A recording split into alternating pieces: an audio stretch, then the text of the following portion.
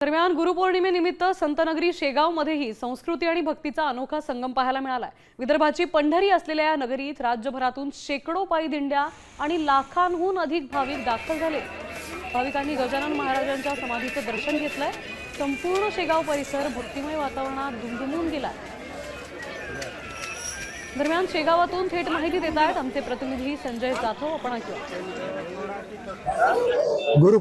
गुरुपौर्णिमेनिमित्त आज शेगावमध्ये भाविकांची मोठी गर्दी दिसून येते। आपण पाहू शकतो की आज गुरुपौर्णिमेच्या संत गजानन महाराजांचं दर्शन घेण्यासाठी भाविकांनी मोठी गर्दी केलेली आहे। आणि या शेगावमध्ये आज महाराष्ट्रातून नव्हे तर संपूर्ण बाहेरच्या आजूबाजूच्या राज्यातून मध्य प्रदेश झालं, गुजरात किंवा छत्तीसगड इथून भाविक मोठ्या प्रमाणात दाखल झालेले आहेत आणि संत गजानन महाराजांचं दर्शन घेत आहे। संत गजानन महाराज हे गुरुस्थानी मानले जातात, त्यामुळे या शेगावमध्ये आज प्रचंड गर्दी दिसून येत आहे। त्यामुळे रात्रीपासूनच भाविकांची गर्दी मोठ्या प्रमाणात दिसून येत आहे। कॅमेरामन सुनील मरेसह संजय जाधव, साम टीव्ही, शेगाव, बुलढाणा।